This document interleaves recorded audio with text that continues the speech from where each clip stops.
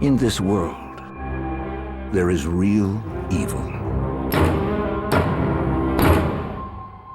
It can lurk in the most innocent of places and attack the most innocent of victims. When the Parker family moves into a new house, they discover the home's grim past and find themselves confronted by an unimaginable horror. They must choose between fighting an entity bent on consuming them or giving into their fears.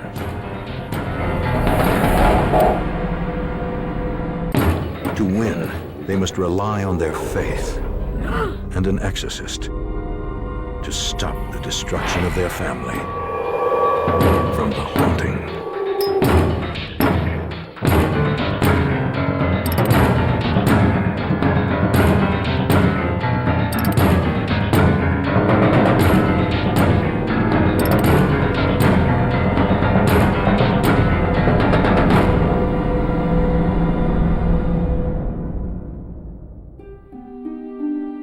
This is the story of a family that believes they were haunted by an evil entity.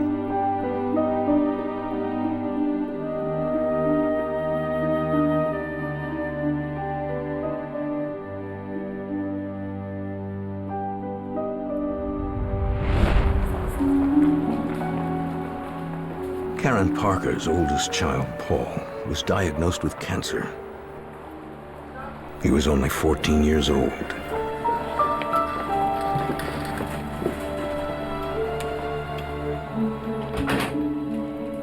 Doctors gave Paul 6 months to live, unless radical treatments put his cancer into remission.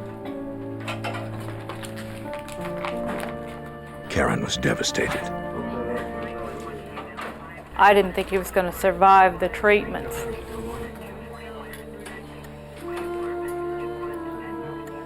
As I looked at Paul and watched him diminish in size and in strength,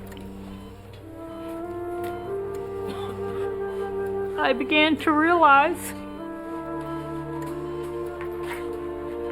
that I could lose him. And that wasn't an option.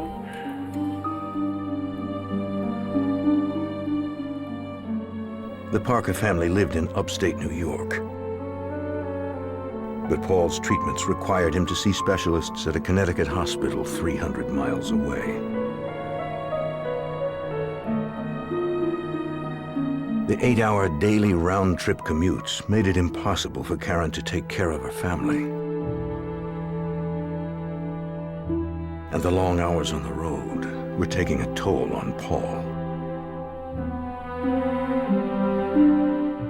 I decided we had to make some changes. And I knew the best option was to get him closer to his doctors. I discussed it with my husband and he agreed he could transfer to a company in Connecticut. So I began looking for apartments in the area.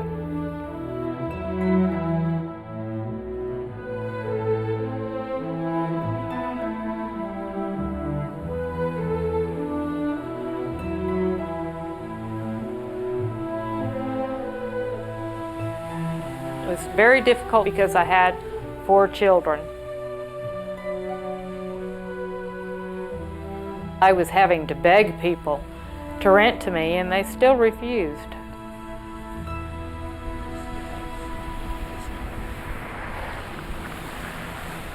Despite the dim prospects, Karen persevered.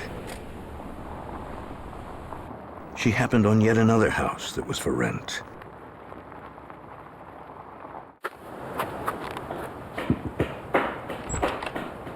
Hello?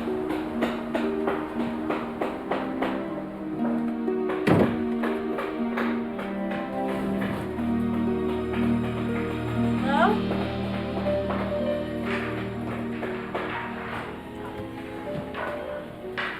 Hello? May I help you?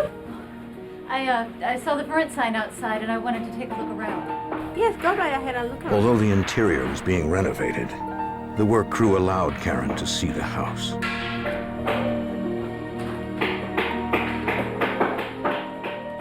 I was very afraid it was out of our price range, but we had to do something. We didn't really have any options.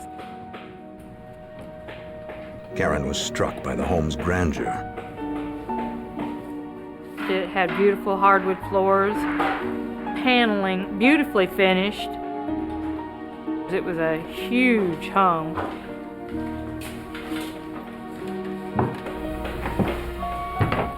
The kitchen was just big enough to cook for her large family.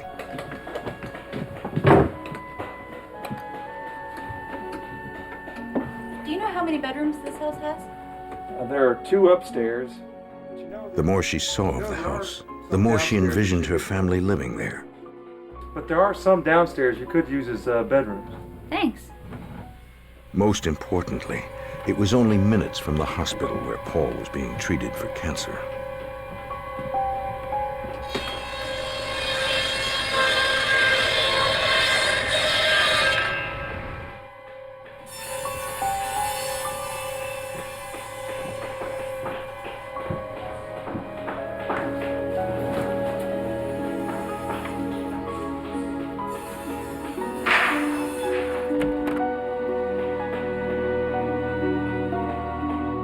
I looked around the house. It had very large rooms. It was perfect.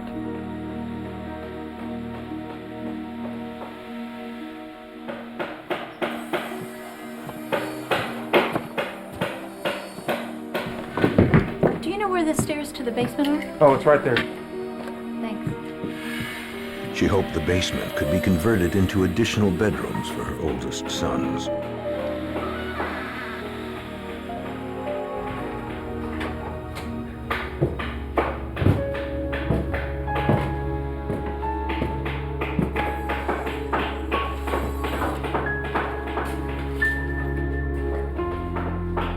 I thought that it was going to be nice when they finished it. I thought it would be great for the boys to share downstairs.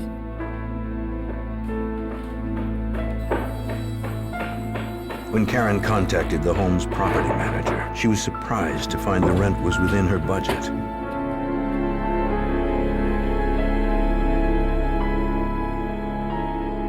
The house seemed almost too good to be true. Everyone was crazy about the idea. Getting Paul close to the hospital and his doctors was the most important overriding thought in the entire family's mind. So they were happy to be moving to Connecticut. Karen and her husband Ed moved a few things into their new home.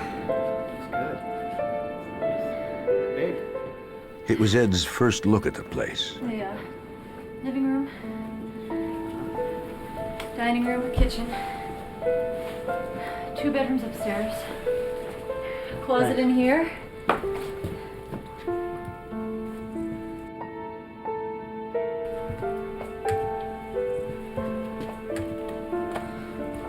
Kitchen's really bright. Ed liked what he saw. This is nice. What do you think? It's great. Great, you did good.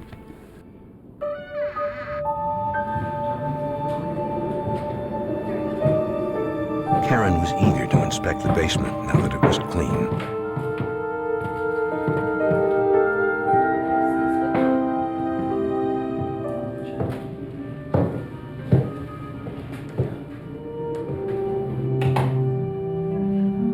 It's cleaned up good.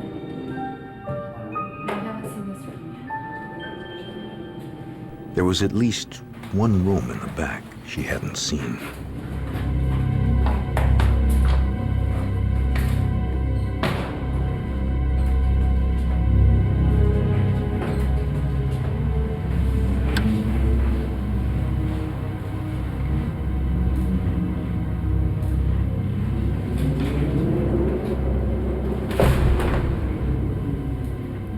The room held clues to the home's past. Stop.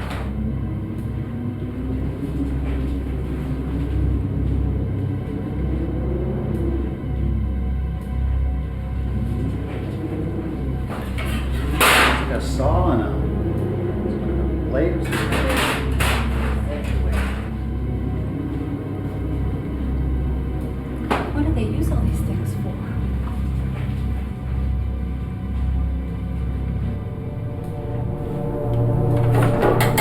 I work with tools all the time. I've never seen anything like this. This thing. You know what this is? No. This is bizarre. Chemicals? Jars? What the?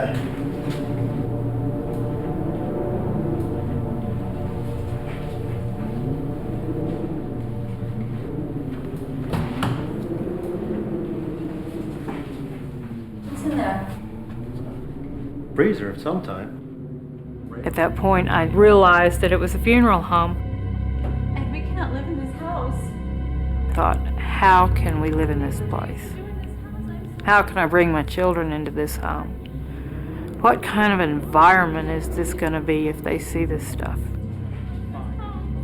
Ed attempted to calm his wife. I don't want the He told her even if it had been a funeral home, no one had died there. The couple now realized why the rent was so inexpensive. They had no choice but to move in. We've used every dime of money that we had saved on Paul's illness and on renting this house and moving down here. We had no place else to go. Karen and Ed agreed. They would hide the home's morbid past from their children.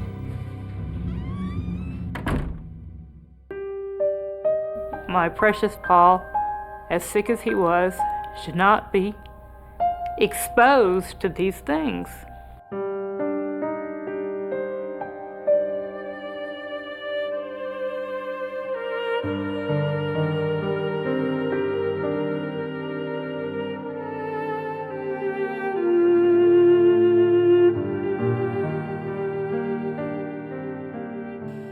I did not want Paul to think about death at all,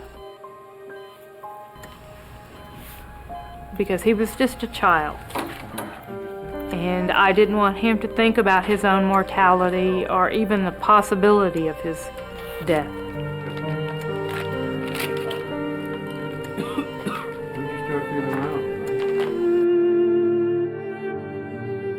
But as they passed the cemetery next to their new home, Karen realized that was going to be very difficult.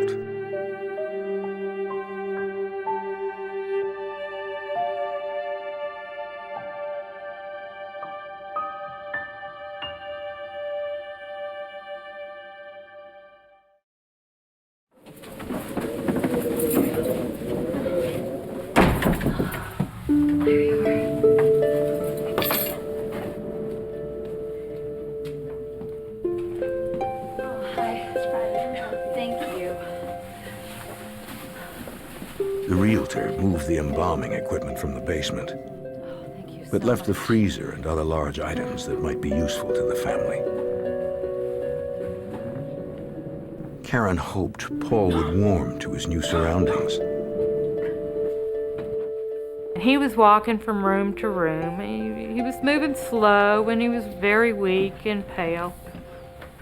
I had brought him so I could mop the kitchen floor before we brought in all the furniture.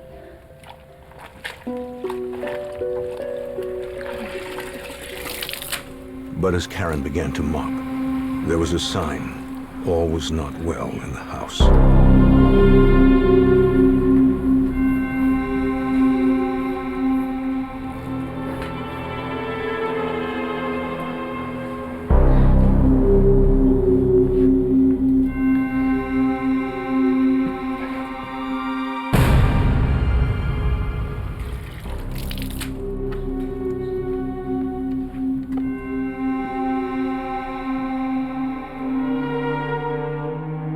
It was a sign that could not be ignored.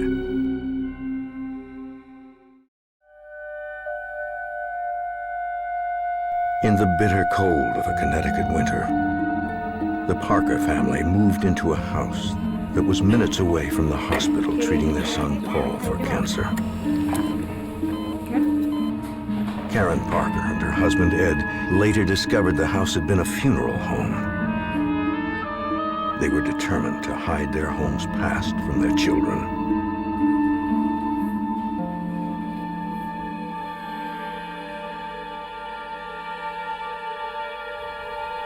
Then something happened that made that impossible.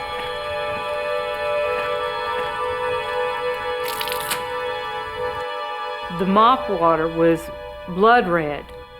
I mean, it was a deep, thick red. It made my skin crawl. What's wrong with this floor? I started getting nervous that I was ruining the floor.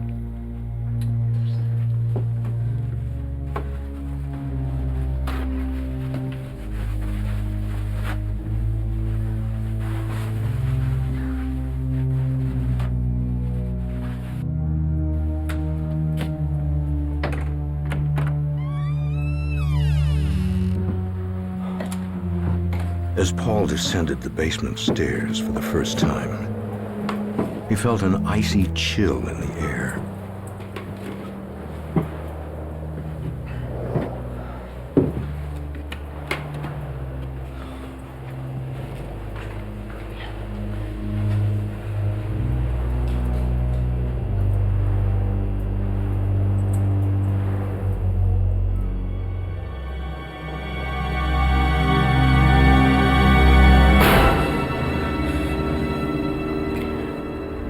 He believed he was being watched by someone.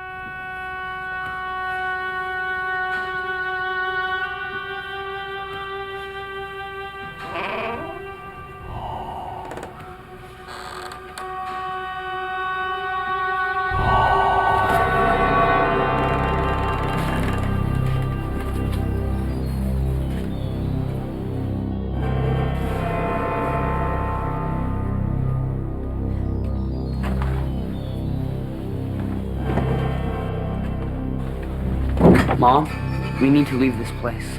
What? It's evil. He was scared to death. I want to go home. He told me of a voice that called him by name. And I thought this was an inner voice. I didn't believe he was really hearing someone call his name. And I'm looking at my boy, my sick boy, thinking, he is so close to death that he can sense that this was a funeral home. I didn't know what to think. Get your treatment so that you can get better. We have to be here.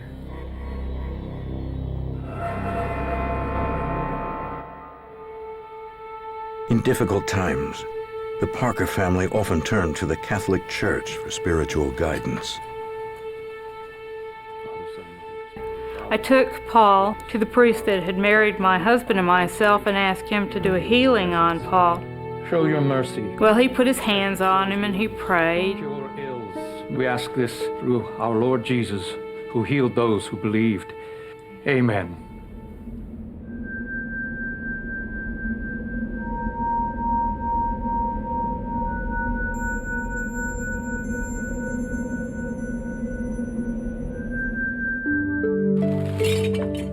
A short time later, Paul's siblings moved into the house, including his sister Connie and his youngest brother Mark. This is big. It is big. Wow. You have to get a tour. There's a lot of rooms. Bobby was Paul's closest brother, only 2 years younger than him.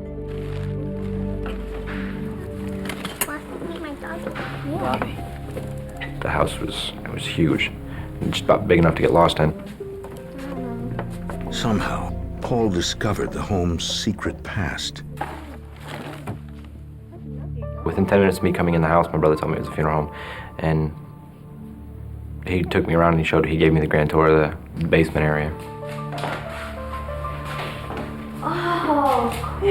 Neat, huh? Yeah. Get up on it. It'll be a ride. All right.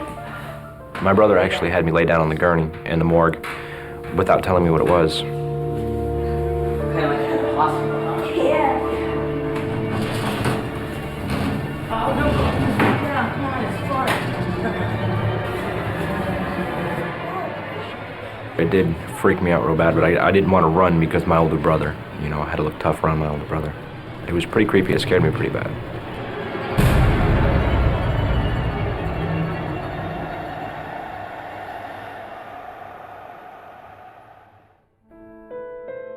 Karen relied on her faith to give her strength while she waited for her husband's transfer from New York. Although Ed would be home on weekends, she still had to run this strange new house alone. And as the days went on, things seemed to get even more strange. You turn on that, yep, and you say, I'm gonna go over there and talk, and you say, I'll talk with you. Then they go over and you say,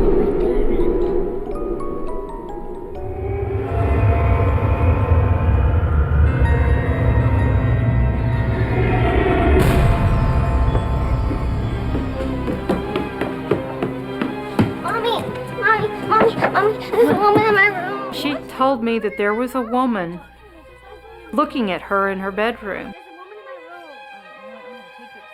What I noticed the most was she grabbed hold of me and wrapped a hold of me, and as I touched her, she was trembling all over. And I mean trembling. And she wasn't a skittish child, so it was very unusual to feel her trembling. There's something there. Karen's inspection of the room showed nothing out of the ordinary. Connie, there's nothing here. Look, sweetie, look. And you Yes, close there is, it. Mama. Mama, there's something. Mama. There's nobody in there. Yes. Listen, there's something, Mama. Sweetheart, listen to me. This is just your brothers putting things in your mind. Come on, go downstairs and help me unpack. I know that Paul told the other kids that it was a funeral home because that's what brothers and sisters do. They confide in one another. And it really made me angry. I thought for sure the boys were playing tricks on her. Stop it. Hey, I just came from your sister who is scared to death because she thinks she saw a ghost. Stop playing tricks on her. She is too young. Mom, I swear I didn't tell her anything. But you told me. Both of you, cut it out. Mom.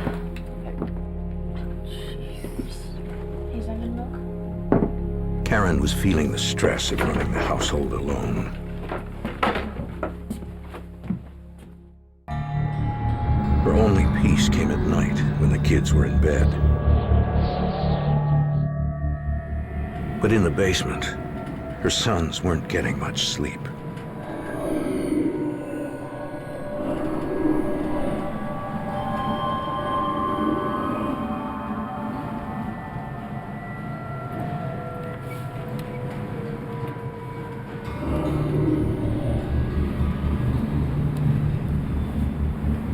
You could see something moving around, and we thought it was shadows at first. But then we got to watching what was going on in there, and it was more like someone was walking around in there. And that's what my brother Paul told me. There was weird things that happened in the house. Night brought terror to Paul and Bobby Parker in the form of ghostly apparitions.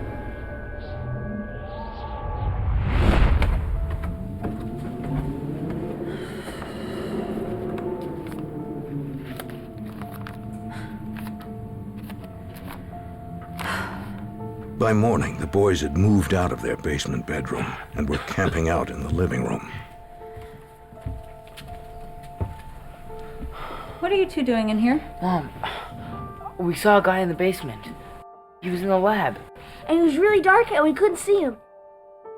This is last night? Yeah. How did he get in? I don't We don't know. He was just there walking around the lab. Honest. Yeah, we both saw him. Well, I'm gonna start charging rent if he hangs around. He was there. Okay. Honest. There was a man in the basement.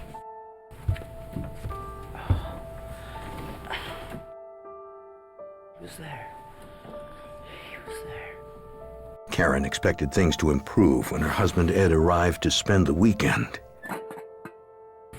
He'd convinced the boys they had nothing to be afraid of.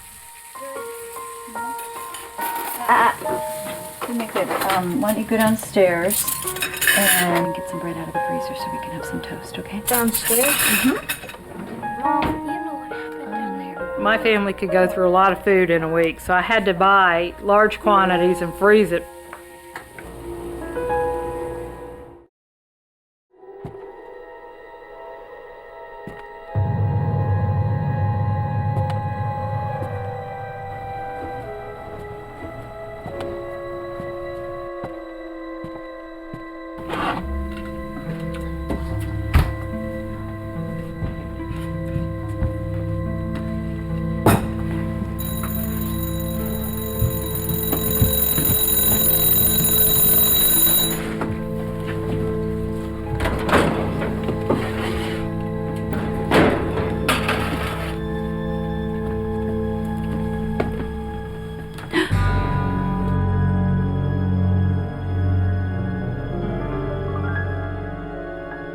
I thought I was losing my mind. I know I set the table, but the dishes weren't there.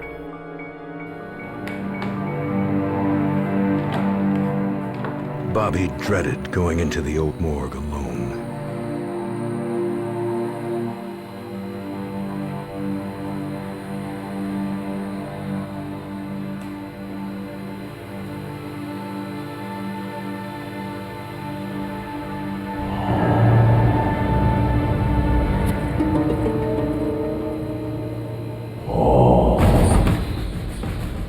I knew there was something definitely going on in the house because you'd see things and you'd hear things.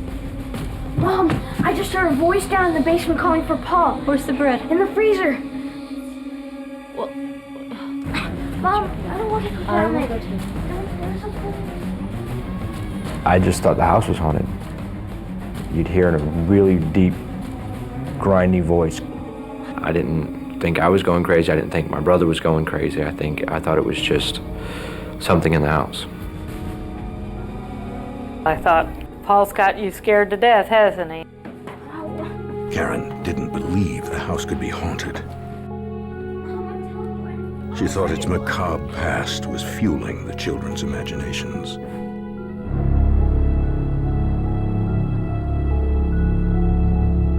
I didn't believe in ghosts.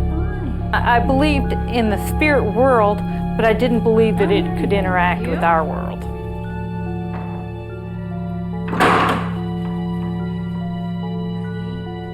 Of course, I didn't hear a voice calling from the freezer. bread.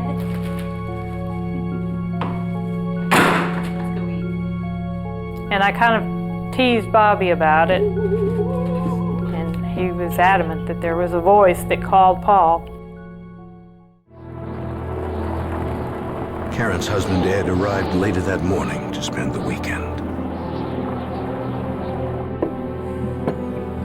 Look, kids, I know about the stories about the house, okay? With the kids Because you already moved into gossiping a about the home's funeral parlor past, doesn't mean that it's haunted or there's anything scary here, okay? Ed and Karen acknowledged they were living in a former funeral home, Okay. but they said it was no reason for the house to be haunted. That's right. It's just a house. It was a house before it was a funeral parlor, and it's just a house now. That's all. We saw a guy in the basement, though. We did. I saw him too. We did. You can't argue with two people. Look, it's a new place, a new environment. It takes some time to get used to it. Okay? Are you done eating? My husband was pretty much of the same mind I was, that You done, Connie? that there was nothing real in these stories and that we had to find a way to put a stop to them and get the children to stop being afraid of the house. Ed asked Paul to set an example for his brothers and sisters. You're the one I need to and not fill their heads with ghost stories. Okay.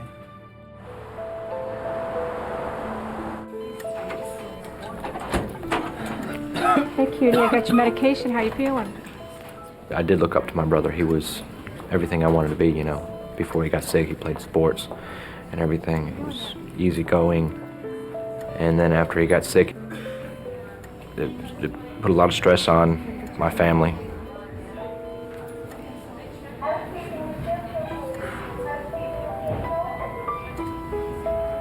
Paul's daily cancer treatments slowly drained the family's resources.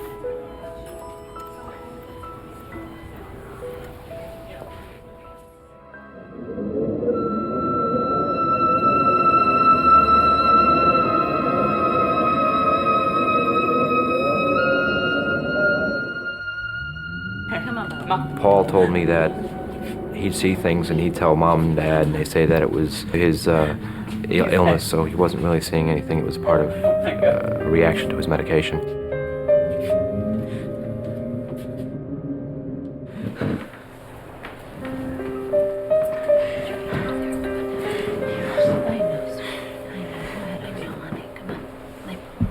His mother thought his mental health was deteriorating.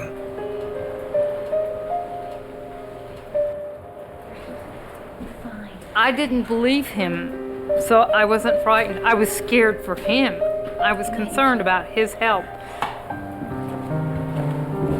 She chose to ignore subtle signs that something evil was lurking in the house. I noticed these crucifixes were disappearing. Never quite knew where they went.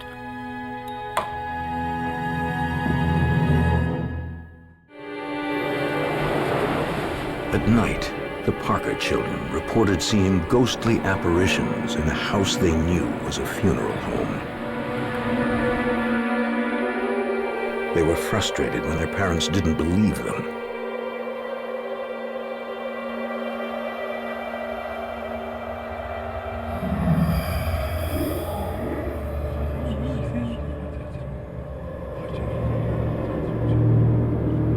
Paul and Bobby struggled to contain their fears in the face of new sightings. It looked like they were looking through papers. They were picking objects up, putting objects down, talking amongst each other, and it sounded like four guys whispering, but you could still hear them talking. We didn't say anything.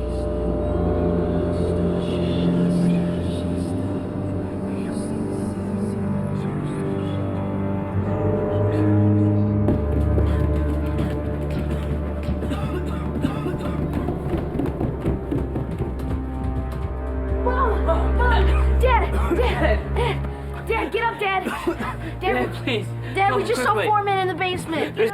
For Ed and Karen, the middle of the night disturbances were becoming routine. Okay, fine. Let's go check it out. No, please, Dad, they're there. Trust us. Sure they are. Chris is good.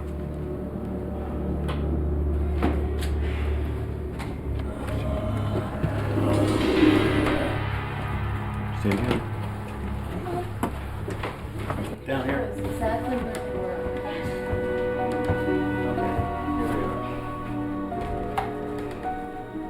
They were right there. Yeah, Where? by the bookcase. There's nobody Over here? They described these men as being in dark clothes or something like that. I went from room to room looking for these Right men. in this corner. I don't see anything. I don't know what to tell you, sweetie. There's no one down here. Ed was determined to prove no one could have gotten inside their house. So they checked the doors, they checked the windows, and everything was locked up tighter than a drum. There was no way anybody could have gotten in the house. It was just a dream.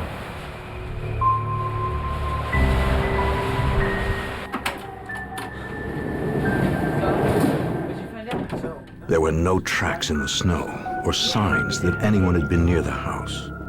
But he was there. You have to believe us, he was there. No, Dad. Dad, he was there. Let's go to bed now. Let's go.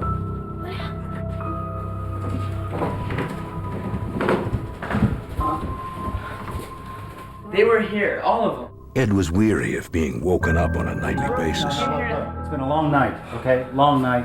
Get to bed, both of you, now. It was upsetting that they didn't believe us. Bed, now.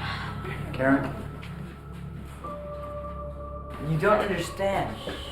get to bed, now. Now.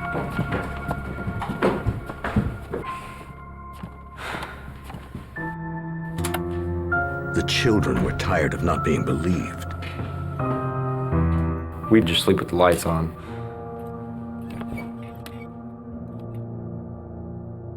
When something happened to one of us, we'd tell everybody because we needed someone to hear us, to let us know we weren't crazy. So we'd talk amongst ourselves, and that way you don't feel like you're crazy because it's not just happening to you. That's where we got our strength from, was each other, because our parents didn't believe us.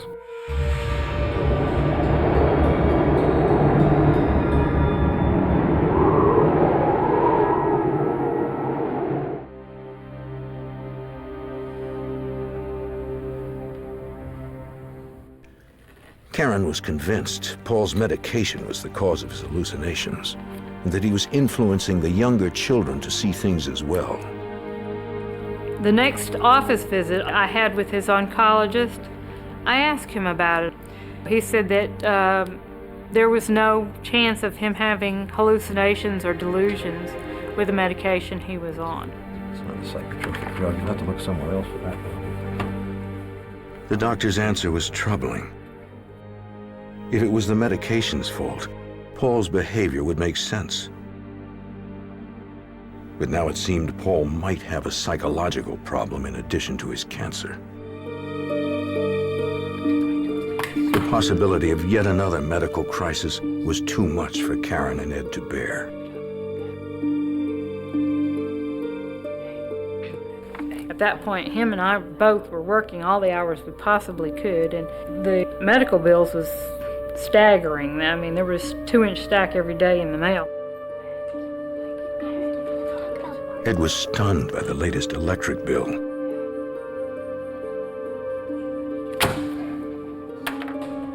He quickly isolated the cause. The children were keeping all of their lights on when they slept at night.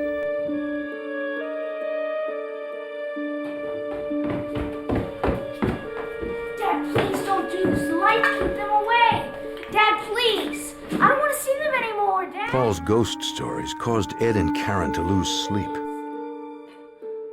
Now they were costing the family money it didn't have. Ed removed all but one of the light bulbs.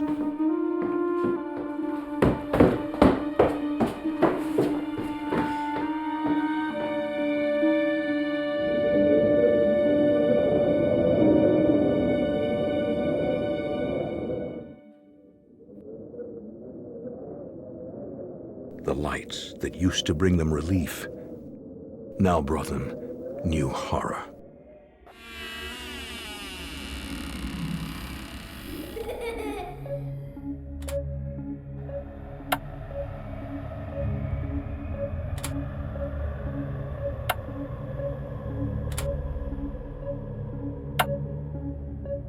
And there was my sister Connie.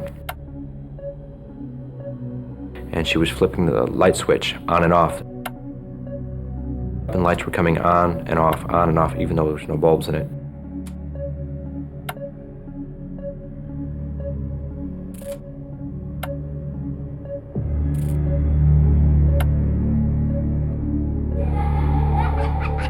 And then she ran up the stairs, and I ran up after her.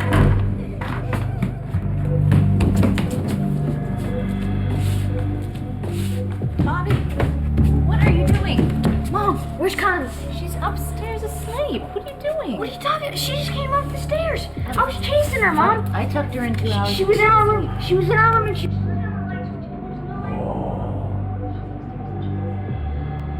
can go check for yourself. I put her to bed. Your father and I... And my mother said she didn't just come down to your room. She's been in there for 2 or 3 hours. And I didn't believe my mother, of course. So I walked back there and I looked. And She was sound asleep in her bed.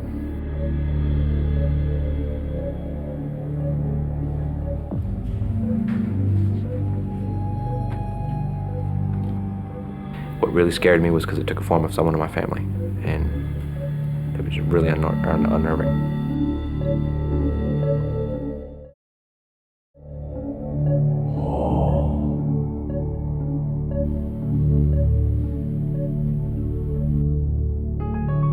Paul quit trying to convince his parents that something diabolical was lurking in the house.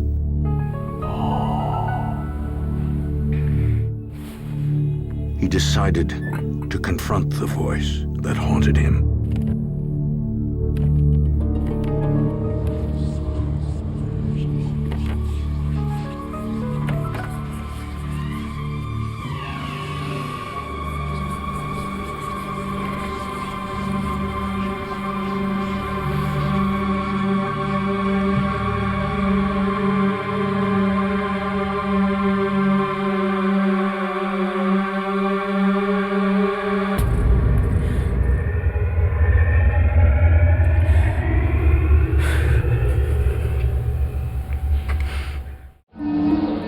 In the bone-chilling cold of a Connecticut winter, cancer victim Paul Parker felt isolated from his own family.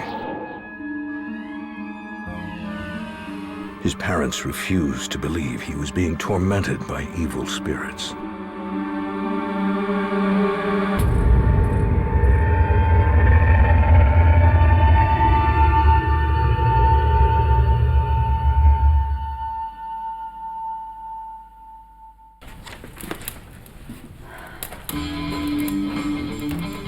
A disturbing change came over him. Him and I were very close, and he just started gradually pulling away. And he started becoming more reserved and quiet.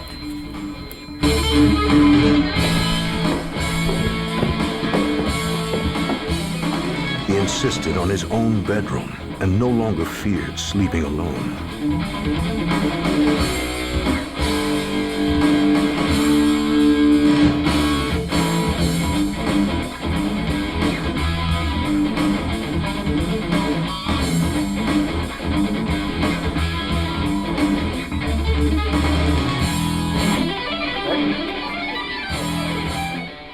The radical change in Paul alienated his brother Bobby. He started wearing a lot of dark clothing, didn't talk to me as much. He just went downhill.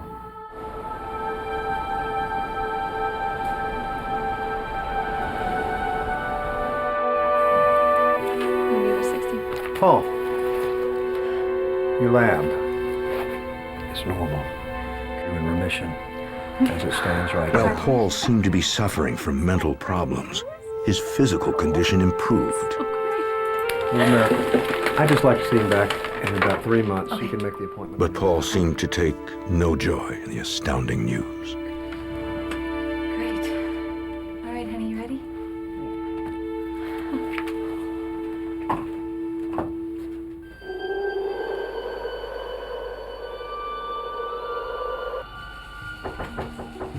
With Paul's cancer no longer a crisis, Karen took in her first house guest since moving into their new home. Her 17-year-old niece, Teresa. My mother and my father were divorcing. Just didn't work out too well, so my aunt called and invited me to come be with them. We were pretty close. Oh my goodness. Hey, Teresa. I can't stop laughing. I know. Where's Mark? Teresa noticed that someone was missing. You look great. I love you. How was the trip? Good. Good trip? Where's Paul? Connie, you want to help Let me me take your put coat. luggage upstairs? Okay. You boys pick up those toys in that room, okay? Paul and Teresa had always been good friends. Karen hoped Teresa's presence would help Paul be a part of the family again. I think so. Anyway, he's in the basement. That's where he pretty much hangs out now, so you should go say hello. In here? Yeah.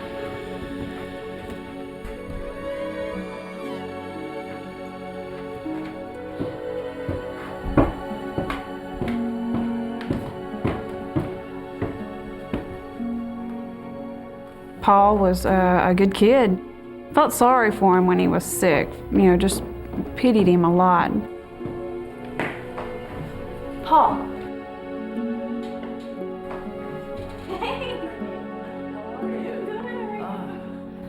Paul was a lot different from what I had remembered. He went from this really sweet kid to being angry. It was almost like he had this meanness coming over him slowly and was not a happy person. While Teresa was surprised by the changes in Paul's appearance and disposition, what he was saying concerned her the most. Paul would tell me about how he had heard things and seen things, and Aunt Karen and Uncle Ed did not believe him.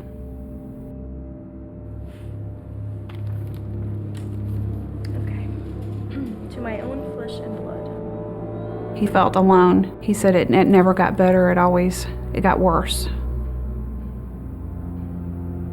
And it went from, I heard this thing scratching on my door to this thing won't leave me alone.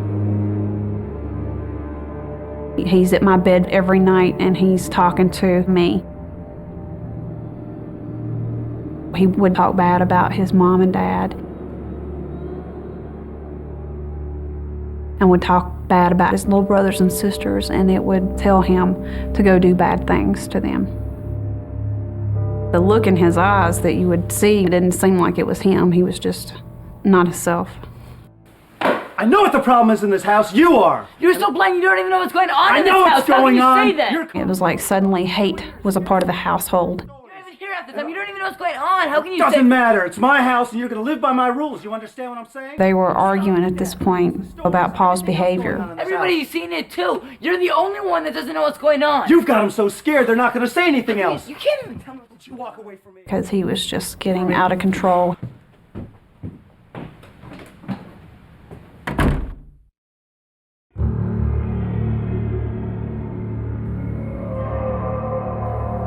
This demon got stronger and meaner to him every time it came to him.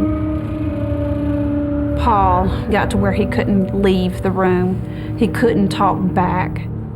This demon would tell him, go upstairs and do something bad.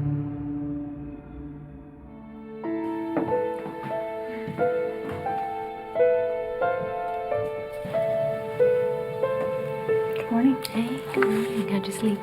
Teresa didn't want to violate Paul's trust, Not so well. No? but she was deeply concerned about him. Sure. What? She told his mother about some of the dark thoughts he was harboring, and the demon that Paul believed was controlling him. There's something wrong with him. There were a lot of things that Paul went through at this time that really frightened me. He was writing things down. There was this one poem. It was very dark. He told me that it came from the man in the suit. Karen worried that Paul's obsession with the macabre was a result of his facing his own mortality at such a young age.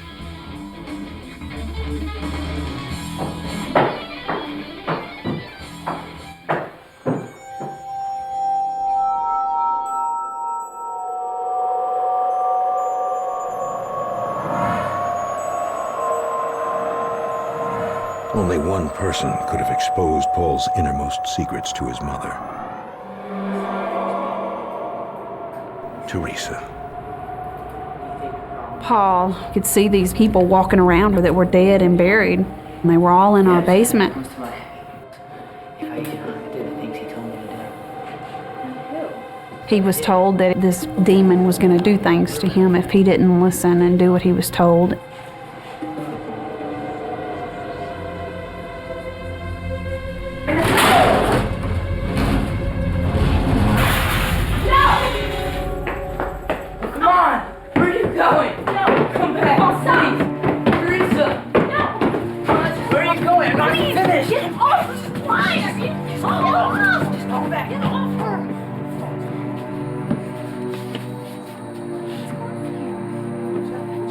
Our relationship started to disintegrate at that time. I didn't trust him anymore. Bobby and Teresa were afraid of him. His temper was flaring and he was unpredictable. I felt uncomfortable in the house, and I felt there were bad things in there, and I needed something. So she gave me rosary beads. I slept with it as a necklace, as strength, because when you held these rosary beads, there was so much comfort in them.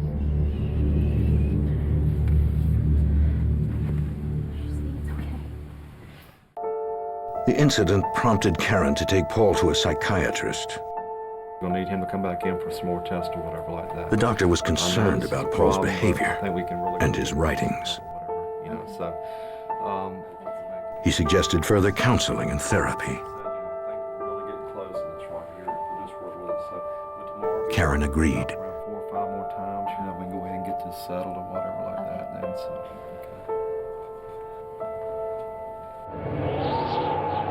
But it was already too late.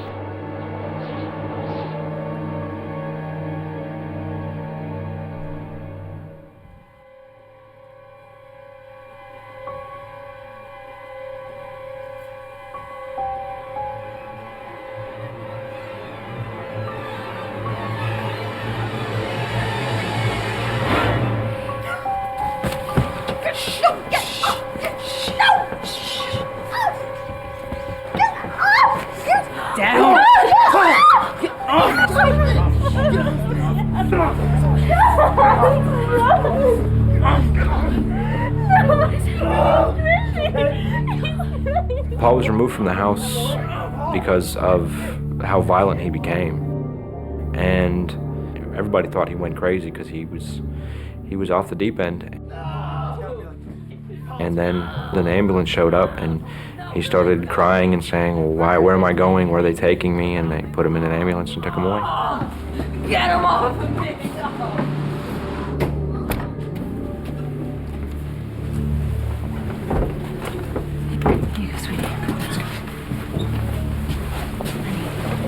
Go back to bed. Everything's gonna be okay, alright? I promise. Don't worry, okay? Go to bed. We'll be home soon. Ed and Karen followed the ambulance to the hospital.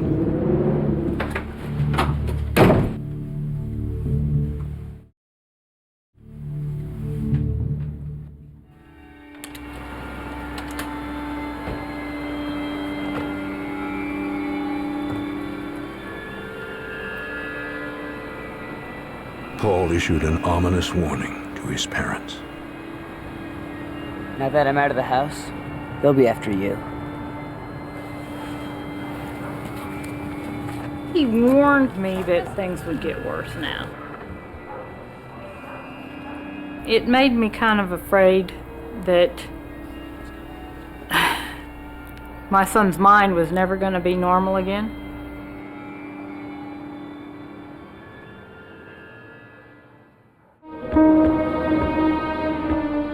The Parker family was shattered by having to hospitalize their son, Paul. He believed he was being controlled by a demonic entity. Now that he was out of the house, Paul warned his parents that the entity would attack the rest of the family.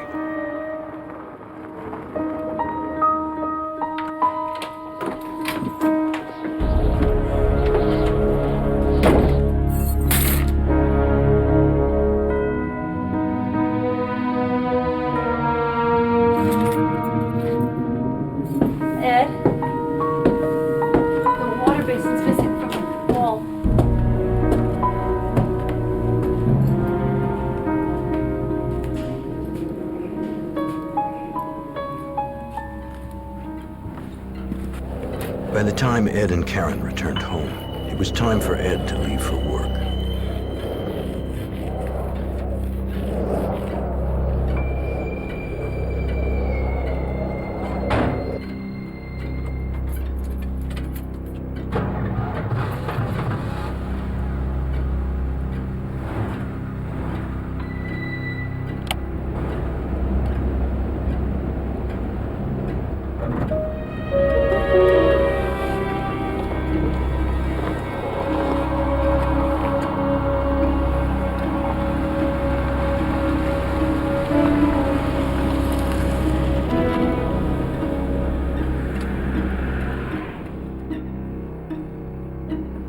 was exhausted, emotionally drained, and I wanted to go to sleep. That's all I wanted.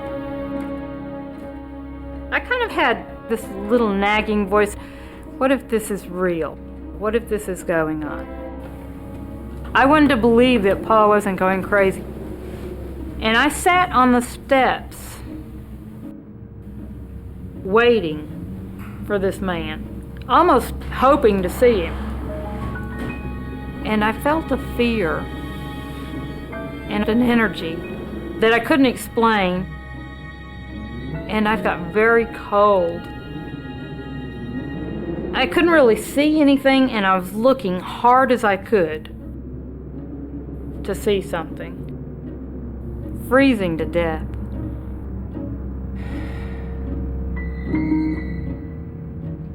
She dared the evil that Paul said was in the house to show itself. It was a challenge to anything in the house to leave my children alone.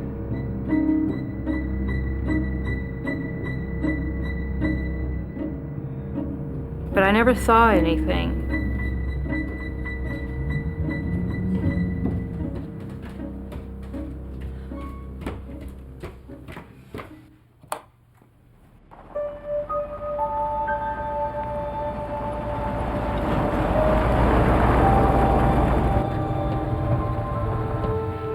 Ed hoped his work would distract him, but he couldn't stop thinking about Paul.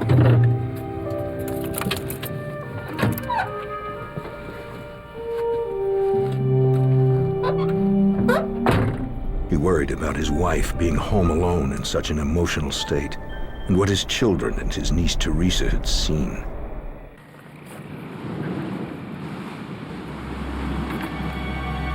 He had no idea that there was so much more to worry about.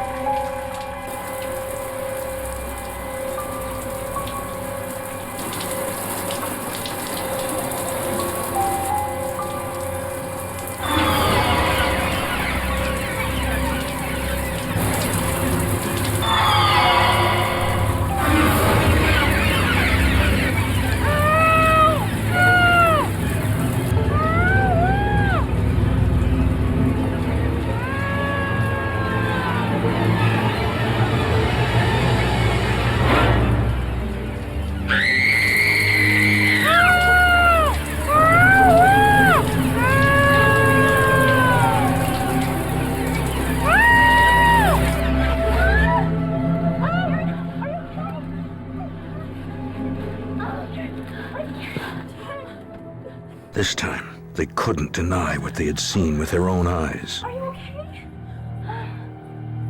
It was a horrible situation. It was just so frightening. I didn't think I was going to get out. All I kept thinking is, this is not happening. This is in my mind, you know, I'm going crazy.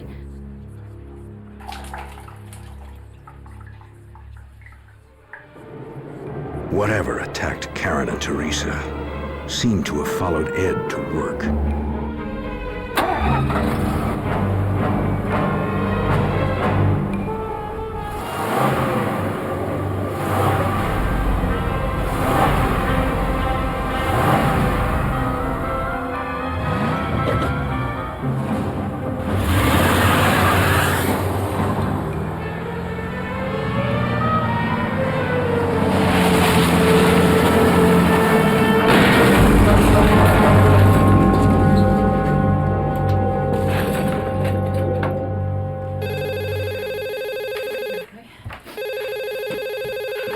Hello?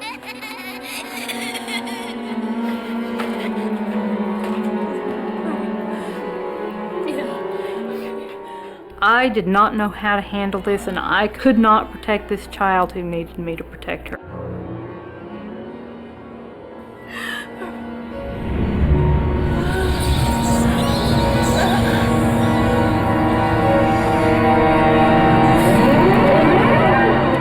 And this black darkness came over us.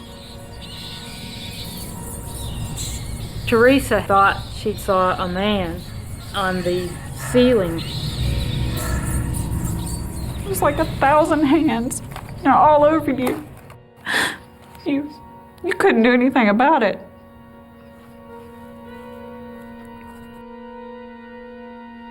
Aunt Karen was being attacked too. And she knew, it was finally the whole house.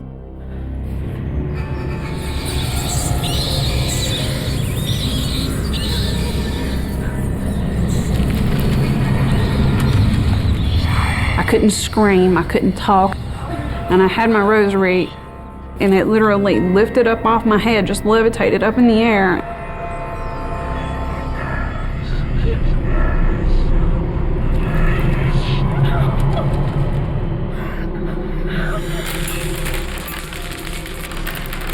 I can't tell you what came over me at that point. It was as if someone had taken every belief I'd had in my entire life, and they were all in a box, and it took them and dumped them on the floor and scattered them around.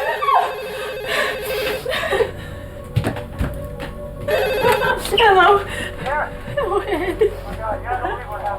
And you don't even know what's been going on here. Itself through my office. What? Yes, into my office. I've got the keys in my hand. The Parkers now feared the entity would follow them wherever they went. No. They agreed to call their priest for help.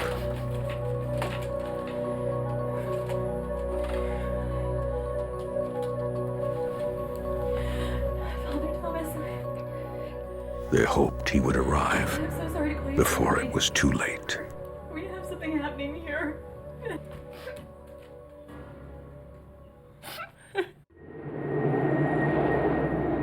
The Parker family was convinced they were under siege by a demonic entity that lived in their house. They called their priest and hoped he would arrive before it was too late.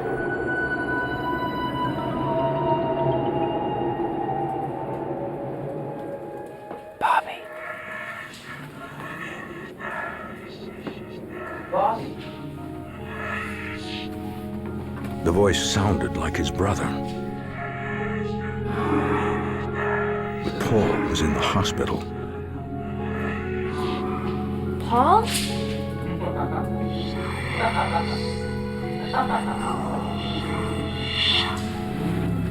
Paul, where are you?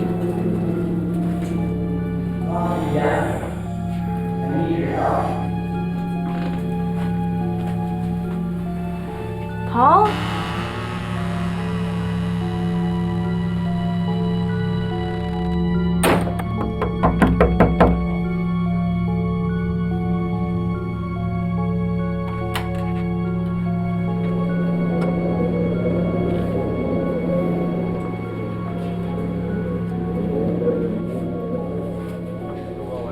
When the priest started to show up, I knew things were actually getting serious.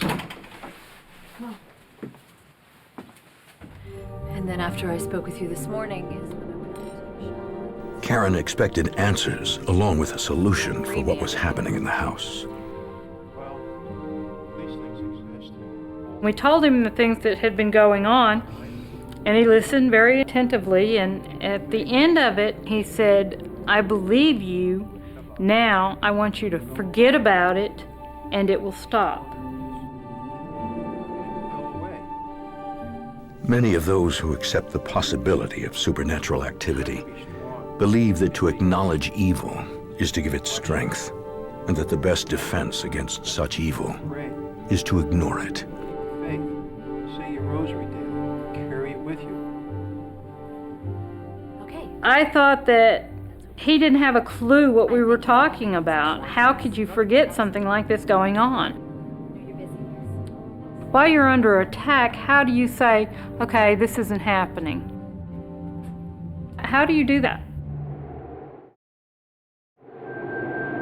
If the church wouldn't solve the family's problem, Karen would look for help from less conventional sources.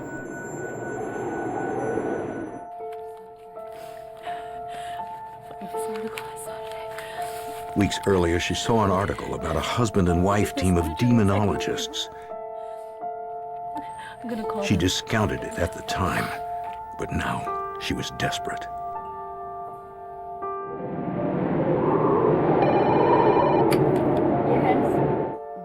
Ed and Lorraine Warren have spent decades confronting the supernatural. Several of the cases they've worked on have appeared in books and movies, including the Amityville Horror. My husband Ed and myself are called in on cases dealing with all aspects of the paranormal, from a human haunting to an inhuman haunting to possessions and exorcisms. This occurs chiefly at night. Yes. Who's present when it happens?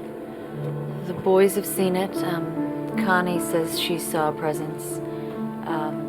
Everyone in this house has had something happen except for Mark. The family told the Warrens about all the supernatural things they'd experienced in the house. Don't be alarmed. Lorraine moves like this when she's starting to feel the presence of an entity. Lorraine Warren believes she has the gift of discernment, which is an extrasensory ability to detect spirits and supernatural phenomena.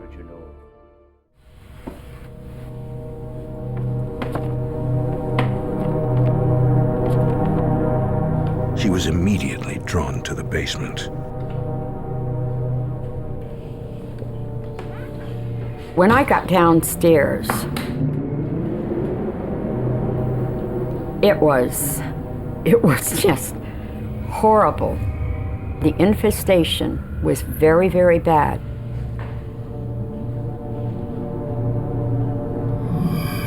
And that thing that had chosen this house, that was no human spirit.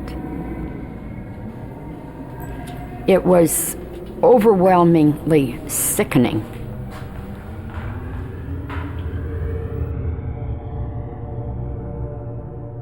They considered that we had a doorway straight to hell in our house, and it was in the basement, and you couldn't see it, but physically could feel it. To remove the entity, the Warrens told them, they needed the Catholic Church to officially sanction an exorcism.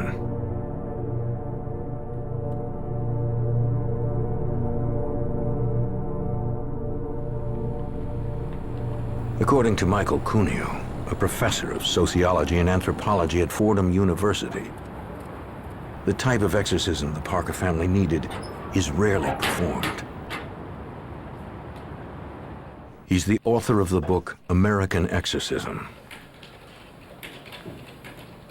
True believers in exorcism will believe that, tend to believe that it's individuals who first and foremost are the targets of possession. But there's also a widespread belief that that physical properties, physical domains, houses, cottages, offices, and even individual rooms in houses can be infested or infected somehow by demonic presences. To help convince the church an officially sanctioned exorcism was needed, the Warrens contacted their chief researcher, John Zaffis. For the researcher end of it, it's very important to go in there to be able to get these things documented. Filming things, seeing things happen, get the voices documented on your audio tape, witnessing these things, so they have the evidence at hand to be able to determine whether an exorcism will be necessary. The Warrens' research team literally moved into the house to record evidence of supernatural activity. Hi, They relied on video, audio, and other sensing equipment to record their evidence. It was very important for us to actually move into this home. It was an emergency situation. Everybody in the home was exhausted. Nobody was sleeping. Everybody was petrified to sleep. They needed someone there to explain some of the things that were going on, why these things were happening, and what they could do to relieve some of the things as they were going on. To prevent the entity from isolating any one person and attacking, the Warrens recommended that everyone stay together at all times.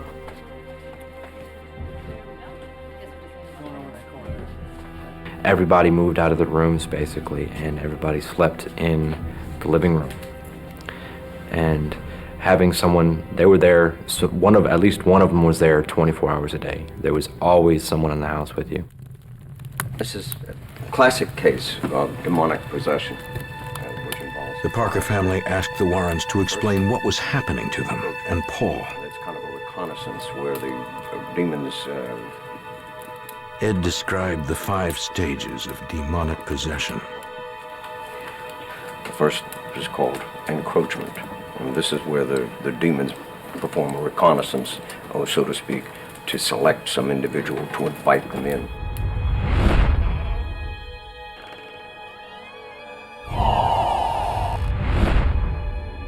The second is infestation.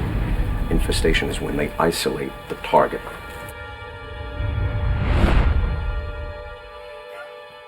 The third is oppression. The individual will become very violent to others. Where are you taking me? The fourth is possession, and that's when the individual loses total control of themselves.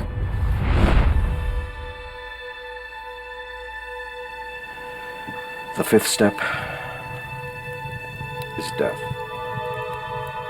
Karen asked why the entity chose Paul over the others in the family.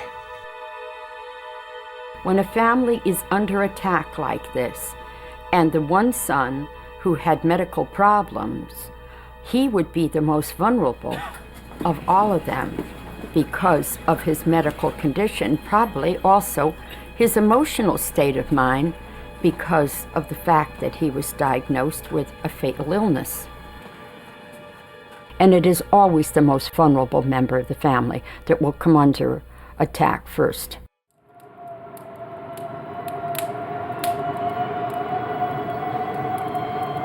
With Paul out of the house, the entity now had to choose the next most vulnerable person.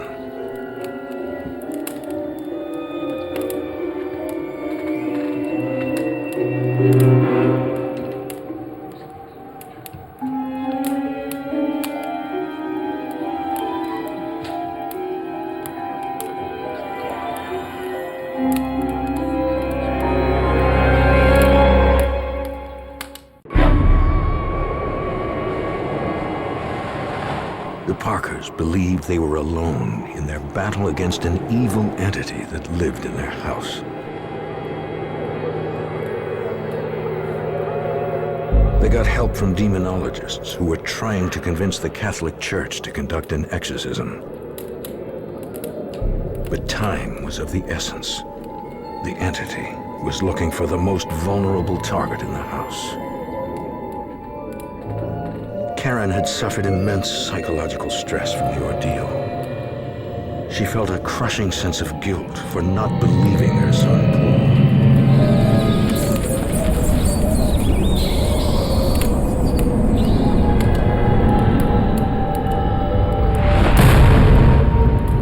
My neck swelled and my face contorted. I was in this hole. There were blacker shapes. Their emotions were permeated in my skin. They were all the negative human emotions: anger, hatred, jealousy, distrust. And the one that startled me the most was hopelessness. In the name of the Father, and of the Son, and of the Holy Ghost. The sadness was overwhelming for me. It was such a sad place and such darkness. But Karen had allies in her struggle.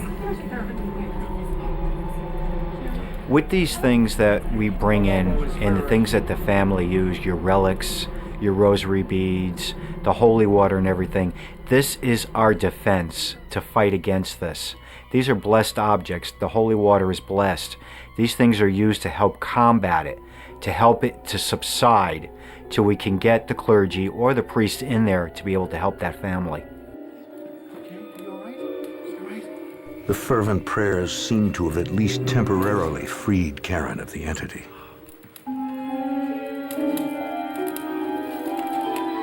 When I got back to my body, they said I'd been gone for 8 hours. The knowledge that I gained was that you have true evil in the world, and you have true good, and you have a choice.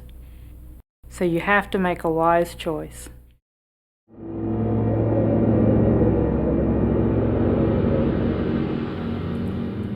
The researchers stayed with the family until they had enough evidence to obtain a church-sanctioned exorcism.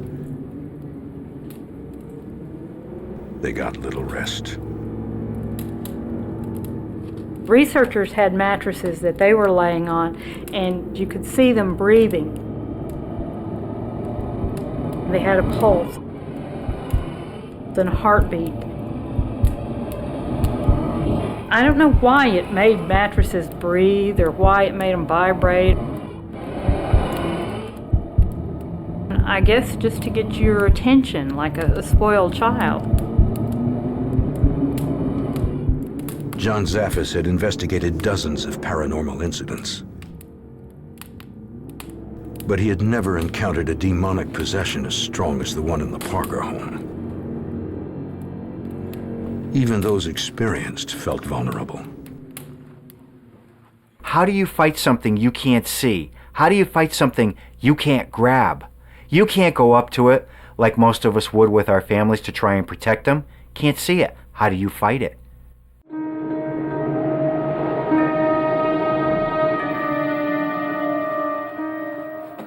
The entity seemed to prefer isolating its targets. John Zaffis made the mistake of leaving the safety of the group.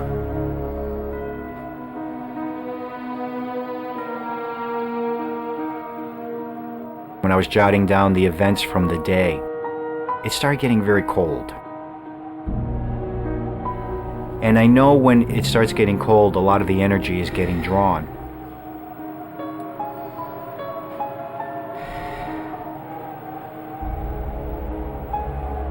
At that point, I started calling for anybody in the house. I was calling for the children, I was calling for the parents. Nobody was responding to me.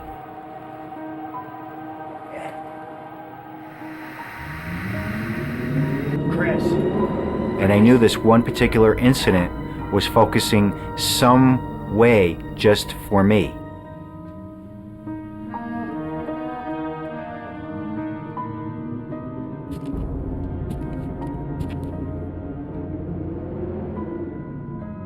What I seen, what I experienced that night, I don't think I'll ever forget.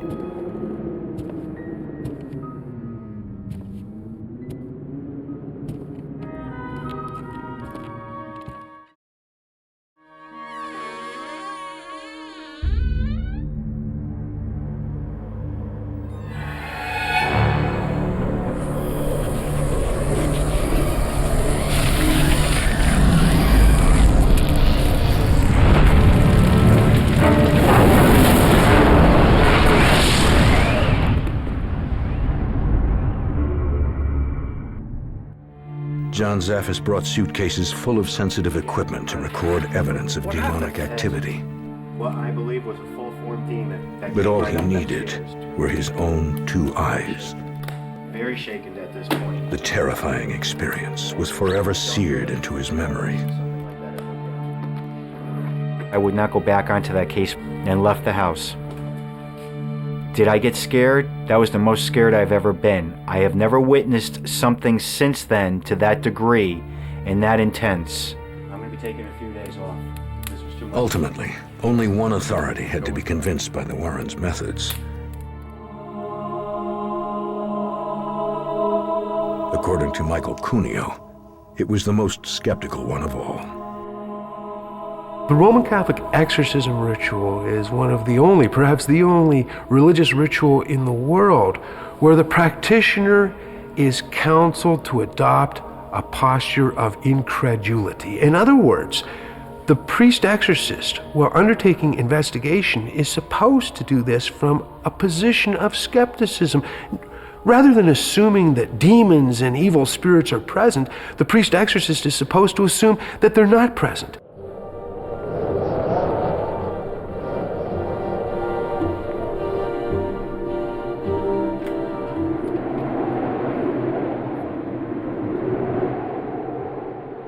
The Warrens convinced the Connecticut diocese to investigate. The church sent Father Frank to the Parker home. May I take your coat, Father? What? May I take your coat? Yes, thank you. His report would determine whether an exorcism would be granted. Oh, it's cold out there. Yes, it is. He began the investigation as he did all of his cases. Thank you. As an extreme skeptic. Father? The priest exorcist is supposed to subject the particular case, any particular case, to intensive and exhaustive psychiatric, psychological investigation, is supposed to rule out the possibility of neurological disorder, psychiatric disturbance, is supposed to rule out paranormal possibilities, is supposed to rule out even the possibility of fraud.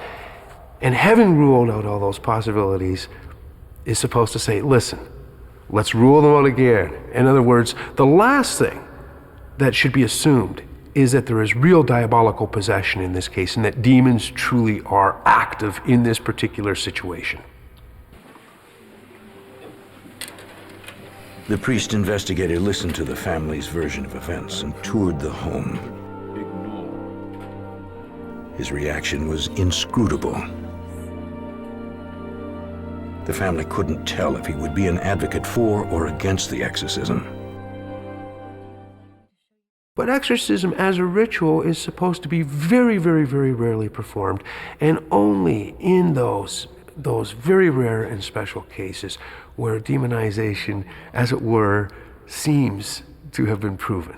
But nevertheless, in exceedingly rare cases, it might very well take place. There is the possibility of it. So let's make provision for that, and that's where the exorcism ritual comes in.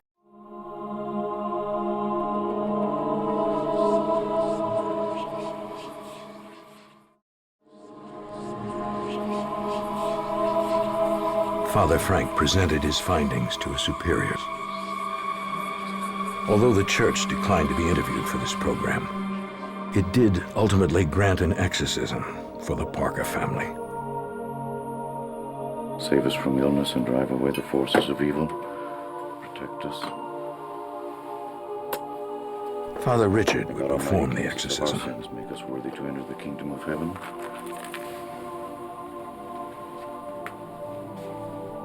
Be very careful with this one.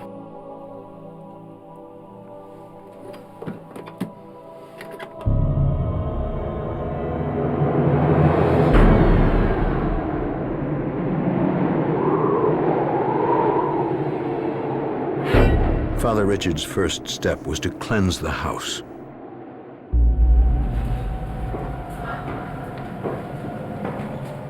In doing so, he provoked the entity.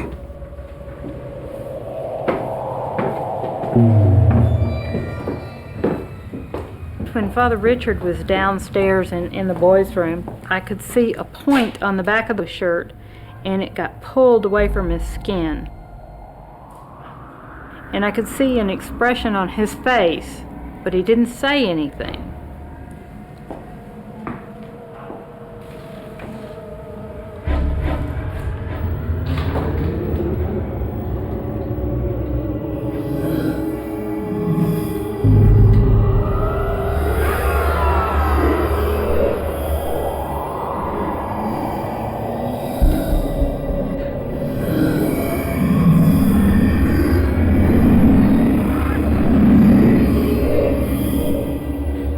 rather than acknowledging the evil and giving it strength.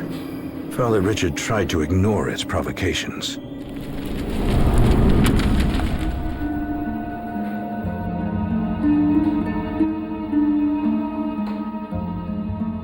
This is the word of the Lord. But the entity refused to be ignored.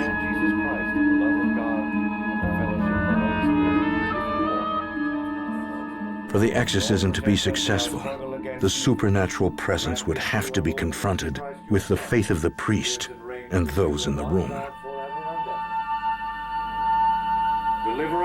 The entity would not go without a fight. The darkness cast over the Parker home by an evil entity had lasted for months.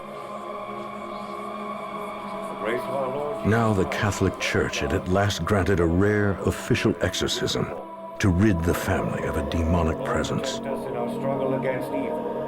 Father Richard was the exorcist. From every evil and grant us peace in our day. He knew the entity was prepared for a fight.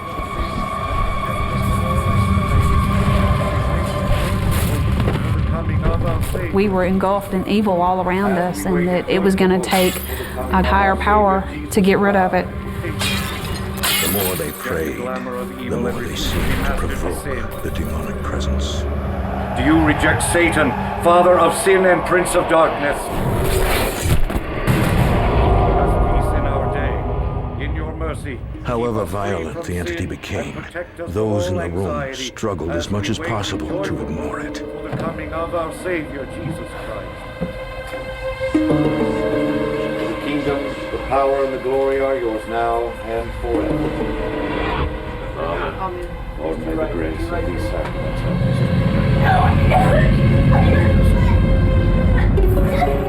help us to weigh the sins of... I was off the ground, and I was being choked by this huge force. I mean, I literally wasn't touching the ground at all. All I remember is not being able to breathe.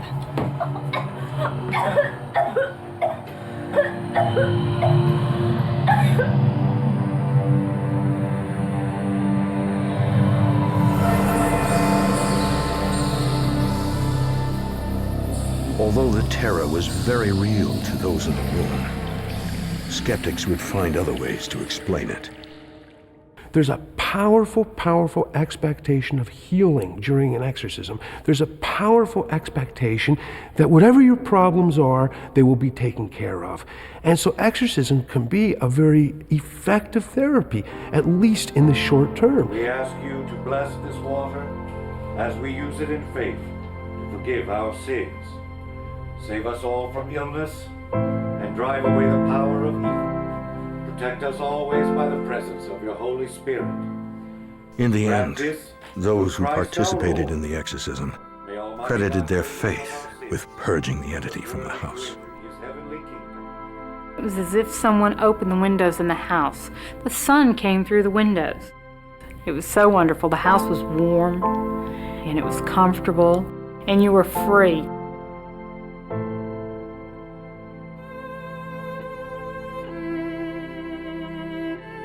You knew you didn't want him to stop praying. You didn't want it to end. You wanted just to stay in that peace, because finally, after 9 weeks, of fighting and hitting and being hit and touched, that it was gone. You knew it was gone.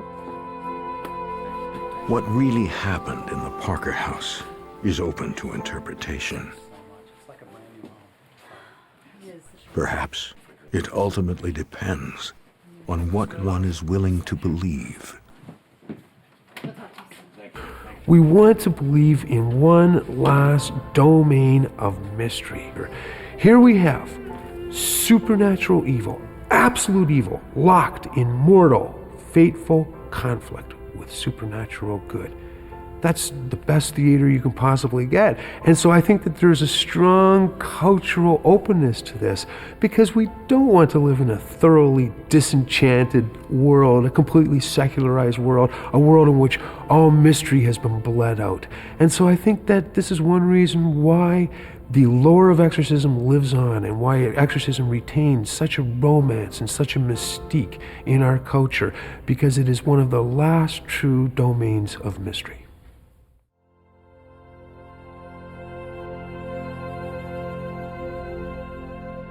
To the believers, the exorcism was an unqualified success. The demonic spirit had left the house. Hey, Mom, where do you want these? Yeah. Oh, sweetie, put them at the front door. Your dad will get them. Even so, the Parker family chose to move shortly after the ritual was performed.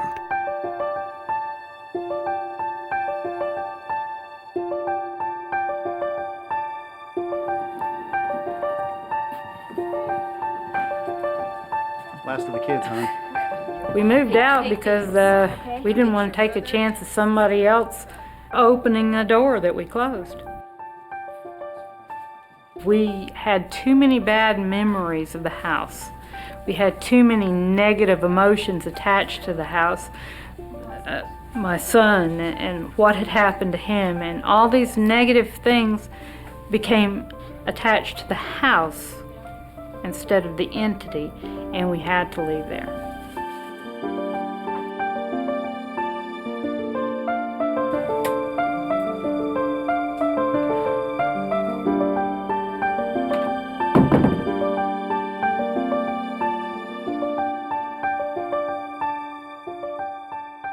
It's a chapter of our life that everybody feels that is done, and it's in the past.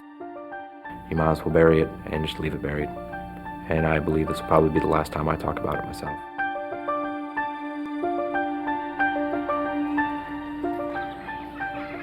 Paul was released from the hospital in the spring.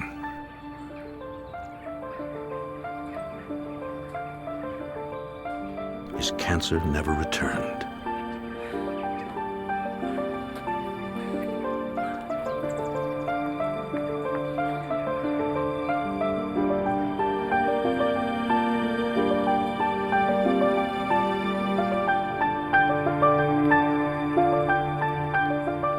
The family has moved forward with their lives, but still feel tormented by the horror they endured so many years ago.